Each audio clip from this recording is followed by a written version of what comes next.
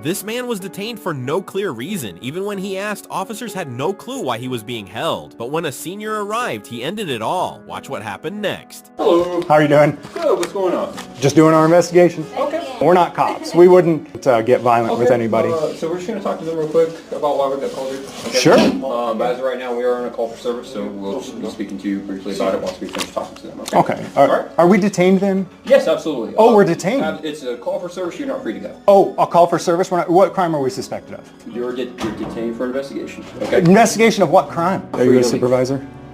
No. But you're not free to leave. What crime do you suspect me of? Our supervisor right there, but you're not free to leave. What crime do you suspect me of? You don't know why you're here, but I'm detained? You're here for a call for service. You have to suspect me. Do you know what reasonable articulable suspicion is, boy? Excuse me. How you doing? So we were just checking. We got reports, different things going on. We're just making sure that everything's good. Am I free to go? Now you are. Great. You're dismissed.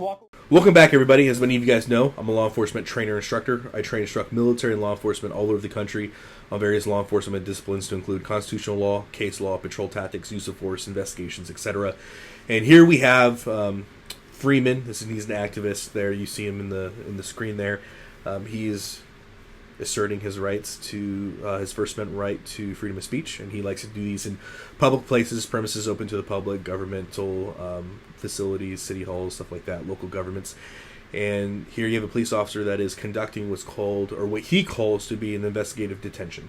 Now, I get asked this question all the time.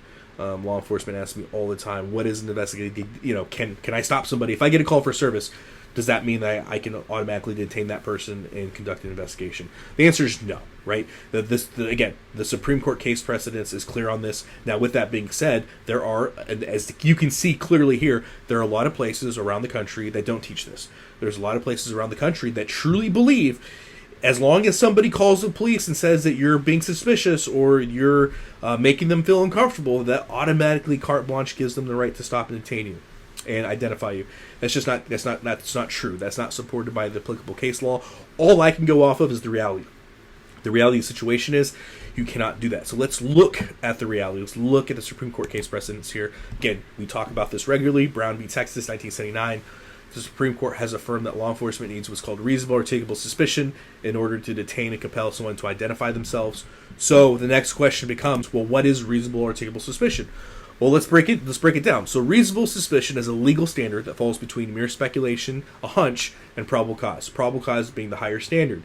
It is a subjective assessment made by the observer that is based upon specific articulable facts and reasonable inferences drawn from those facts. These facts may lead an observer, police officer, to suspect that an individual has been, or is about to be involved in criminal activity. So I like to break this down 3 simple elements, right? What are the facts? What are your observations that would lead you to believe that criminality is at foot? Plain and simple. So just because somebody calls you, based upon RP case law, for example, Adams v. White being one of them, just because somebody calls you and says something is suspicious or this person is acting weird or suspicious or suspiciously does not give you carte blanche authority to exercise investigative detention authority over that person. It just doesn't. Nowhere in applicable case law can you find and make that connection, make that nexus. It simply does not exist. And so we have to be really careful here because, like we saw in my last video, what's the difference between kidnapping and not kidnapping if you're law enforcement? Your lawful authority to make that detention, right? That's really what it comes down to. Your lawful authority to make that arrest. So if you do not have the lawful authority, you do not have the reasonable articulable suspicion to detain somebody, you shouldn't be detaining somebody. And so, because to detain is to exercise command and control of that person. You're exercising authority over that person's bodily movement and autonomy. So again, I would highly encourage you, if you're law enforcement, be able to articulate, be able to establish your reasonable articulable suspicion for being there. Reasonable articulable suspicion is not a high standard.